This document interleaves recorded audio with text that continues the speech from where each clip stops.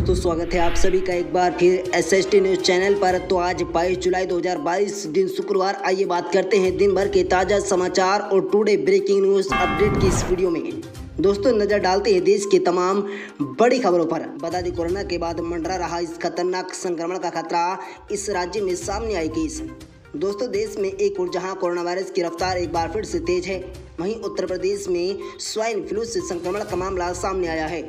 UP के फतेहपुर जिले के निवासी में स्वाइन फ्लू संक्रमण की पुष्टि हुई है। शख्स को पिछले 10 दिनों से बुखार, सर्दी, खांसी और पेट दर्द था। इसके बाद उसे गुरुवार को कानपुर के रेजेंसी अस्पताल में भर्ती कराया गया था। वहीं बरेली जिले में अफ्रीकन स्वाइन फ्लू संक्रमण की पुष्टि हुई।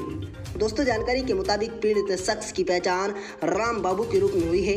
कानपुर के मुख्य चिकित्सा अधिकारी सीएमओ आलोक रंजन ने फतेहपुर प्रशासन को रिपोर्ट भेजकर राम बाबू के परिवार को आइसोलेट करने की सलाह दे दी है।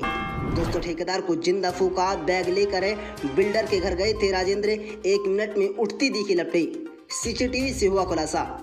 दोस्तों ठेकेदार राजेंद्र पाल को जिंदा जलाने के मामले में पुलिस को जांच के दौरान एक अहम सीसीटीवी फुटेज मिला, जिसमें राजेंद्र आरोपी बिल्डर के घर के भीतर जाते दिख रहे हैं। उनके हाथ में एक बैग है। घर के बाहर उनका एक परिचित शख्स भी खड़ा दिख रहा है। भीतर घुसने के 1 मिनट के भीतर आग की लपटें दिखने लगी। पुलिस ने फुटेज को जांच में शामिल कर लिया है। दोस्तों वारदात आरोपी बिल्डर शैलेंद्र के घर के भीतर आगमन में हुई थी। शैलेंद्र के घर के भीतर या बाहर कोई कैमरा नहीं लगा है। डीसीपी पूर्व प्रमोद कुमार ने बताया कि आसपास जब तलाश की गई तो शैलेंद्र के घर के पास बने एक अपार्टमेंट में सीसीटीवी कैमरा मिला, जिसका फुटेज जुटा ली गई। फुटेज देखा तो इसमें राजेंद्र कुर्ता पजामा पहने दिखाई दिए। इनके पीछे अधेड़ उम्र का एक शख्स भी नजर आया। दोस्तों सीएम योगी के चहेते गांव राष्ट्रपति चुनाव में द्रौपदी मुर्मू की जीत का जश्न, ढोल नगाड़ों की धुन पर नाचते गाते दिखे लोग। दोस्तों राष्ट्रपति चुनाव में जीत हासिल करने वाली एनडीए की राष्ट्रपति द्रौपदी मुर्मू की जीत का जश्न उनके गांव में लेकर यूपी के गोरखपुर में भी दिखाई दिया है। मुख्यमंत्री योगी आदित्यनाथ के चहेते बनटंगिया गांव में भी लोगों के चेहरे पर खुशी देखने को मिली। पुरुष, महिलाओं और युवतियों के साथ बच्चे भी ढोल नगाड़े के बीच नाचते गाते भी दिखाई दिए। इंद्र देवता भी बारिश कर बनटांगिया गांव के लोगों को खुशी में चांद लगा दिए। दोस्तों भाजपा के करीब आए ओपी राजभर, योगी सरकार ने दी वाई कैटेगरी की सुरक्षा। दोस्तों कहते हैं कि राजनीति में कुछ स्थायी नहीं होता, कब अपना पराया हो जाए और कब विपक्षी अपने गले लग जाए, कोई किसी को नहीं पता चलता। अगर बात उत्तर प्रदेश की राजनीति की हो तो ये समीकरण और भी तेजी से बदलते हैं। यूपी के राजनीतिक गलियारों में एक बार फिर से तरह तरह की अटकलें तेज हो गई हैं। एक बार फिर से अटकलें सुबह सपा अध्यक्ष ओम प्रकाश राजभर को लेकर है। आपको बता दें कि इन अटकलों के पीछे योगी सरकार का एक बड़ा फैसला है। दोस्तों योगी सरकार ने सुबह सपा अध्यक्ष व जहूराबाद विधायक ओम प्रकाश राजभर को शासन ने वायु श्रेणी की सुरक्षा प्रदान कर दी है। शासन के इस निर्णय से राजनीतिक गलियारों में तरह तरह की अटकलें तेज हो गई हैं। राष्ट्रपति चुनाव में बीजेपी उम्मीदवार द्रौपदी मुर्मू को वोट देने तोहफा के तौर पर देखा जा रहा है। राजभर इन दिनों समाजवादी पार्टी सपा के राष्ट्रीय अध्यक्ष अखिलेश यादव पर लगातार तंज कसते हुए सुर्खियों में बने हुए हैं। दोस्तों दिल्ली समेत इन राज्यों में आज फिर बरसेंगे बादल, जाने अपने शहर के मौसम का हाल। बता दें देश की राजधानी दिल्ली में बुधवार को हुई बारिश का असर गुरुवार को भी देखने को मिला। यहां गुरुवार को राजधानी में दिन भर बादल छाए रहे। भारत मौसम विज्ञान और शुक्रवार को यानी आज अगले कुछ घंटों में दिल्ली एनसीआर में गरज के साथ बौछारें पड़ने की संभावना जताई जा रही है। वहीं यहाँ न्यूनतम तापमान 25 डिग्री और अधिकतम तापमान 33 डिग्री रहा है। एडीएम के अनुसार राजधानी में शुक्रवार और शनिवार को बारिश होगी और दिन भर आसमान में छाए बादल रहेंगे। वहीं न्यूनतम तापमान 25 डिग्री और अधिकतम तापमान 33 डिग्री तक रहने की संभावना है। दोस्तों इससे पहले दिल्ली के कई इलाकों में गुरुवार बारिश के चलते तापमान में गिरावट दर्ज कर ली गई और अधिकतम तापमान सामान्य से 2 डिग्री सेल्सियस से कम रहा। वहीं उत्तर प्रदेश की राजधानी लखनऊ की बात करें तो यहां आज बादल गरजने के साथ हल्की बारिश होने की संभावना है। यहां आज न्यूनतम तापमान 23 डिग्री और अधिकतम तापमान 32 डिग्री रिकॉर्ड किया जा सका है। दोस्तों इसके अलावा दिल्ली से सटे गाजियाबाद में न्यूनतम तापमान 25 डिग्री और अधिकतम तापमान 33 डिग्री रहेगा और यहां की बारिश होने की संभावना जताई जा रही है। दोस्तों सुप्रीम कोर्ट ने धूम्रपान से संबंधित याचिका की सुनवाई से किया इनकार। बता दें सुप्रीम कोर्ट में धूम्रपान के लिए उम्र बढ़ाने और पूजा स्थलों, शैक्षणिक संस्थानों और अस्पताल के आसपास खुली सिगरेट की बिक्री पर रोक लगाने की मांग से संबंधित एक याचिका दायर की गई थी। दोस्तों आज सुप्रीम कोर्ट ने इस याचिका को सुनवाई से इनकार कर दिया है। सुप्रीम कोर्ट ने अपनी टिप्पणी में कहा है कि ये याचिका सिर्फ पब्लिसिटी के लिए दाखिल की गई है। सुप्रीम कोर्ट ने याचिकाकर्ताओं से कहा है कि एक अच्छा केस लाइए और अच्छी बहस कीजिए, इस तरह की पब्लिसिटी इंटरेस्ट एलिगेटर दाखिल मत करें। गौरतलब है कि जनता की समस्याओं से जुड़े मुद्दों को उठाने की न्यायालय में इजाजत है, जिससे जनहित याचिका कहते हैं। दोस्तों बहरहाल याचिका में धूम्रपान की न्यूनतम उम्र सीमा 18 वर्ष से बढ़ाकर 21 वर्ष की जाने की मांग की गई थी। याचिका 2 वकीलों शुभम अवस्थी और ऋषभ श्री मिश्रा ने दायर की थी। याचिका में कहा गया कि व्यावसायिक स्थानों एयरपोर्ट पर धूम्रपान के लिए नियत स्थानों को खत्म किया जाना चाहिए। साथ ही सिगरेट और धूम्रपान की लत पर काबू पाने के लिए केंद्र सरकार को योजना बनाने का निर्देश देने की मांग की गई थी। दोस्तों टोल न देने को लेकर प्लाजा पर युवकों का बड़ा तांडव, तोड़फोड़ कर टोल कर्मियों से की मारपीट। दोस्तों अम्बाला की शंभू टोल प्लाजा पर टोल टैक्स अदा करने को लेकर हुए विवाद में 3 युवकों ने टोल प्लाजा पर जमकर तोड़फोड़ की और टोल कर्मियों से मारपीट भी की।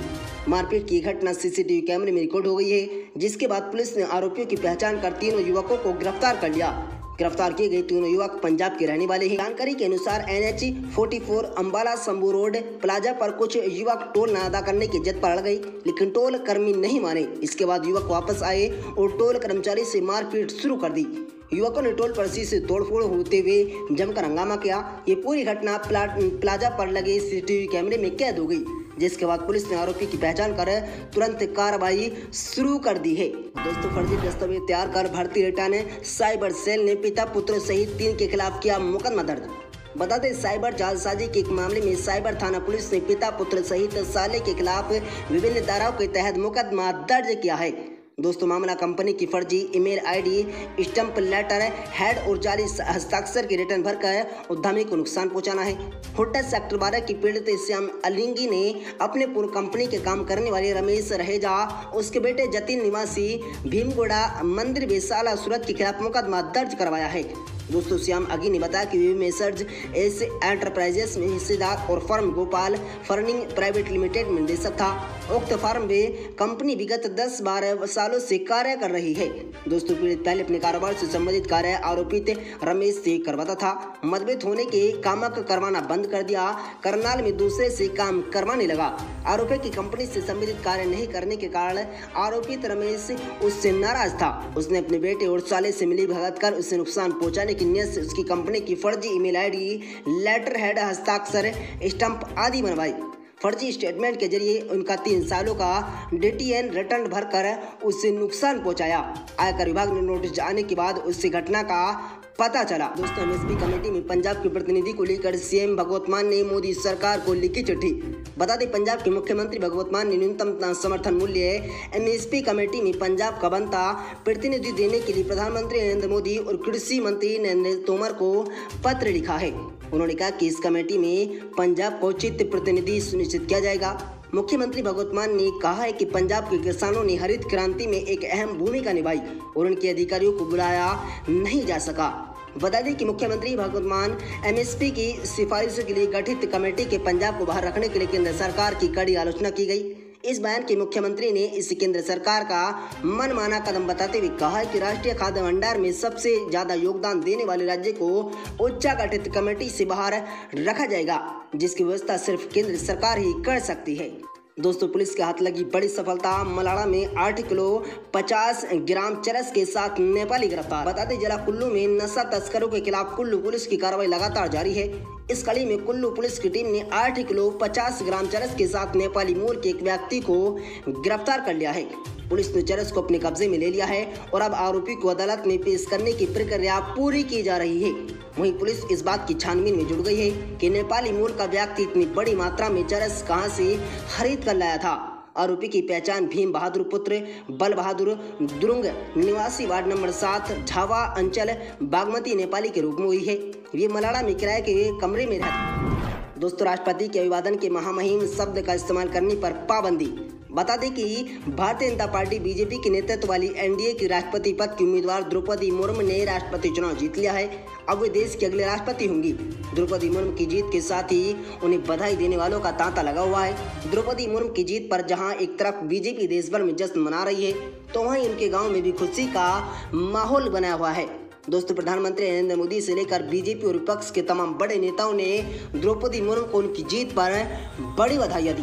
दोस्तों, आज फिर सस्ता हुआ क्रूड ऑयल।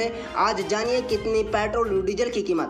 दोस्तों, अंतर्राष्ट्रीय स्तर पर कच्चे तेल की कीमतों में उतार चढ़ाव के बीच देश में शुक्रवार को तेल विपणन कंपनियों ने पेट्रोल डीजल की कीमतों में कोई बदलाव नहीं किया, जिससे करीब 2 माह से ईंधन के दामों में राहत बनी हुई है। बता दें कि गुरुवार सुबह $160 तक पहुंचा ब्रेड क्रूड का भाव शुक्रवार को $104 प्रति बैरल के आसपास पहुंच गया है। सार्वजनिक क्षेत्र के देश की सबसे बड़ी तेल वितरण company Indian oil corporation IOCL के अनुसार दिल्ली में आज पेट्रोल ₹96.72 और डीजल ₹89.62 प्रति लीटर बिक रहा है।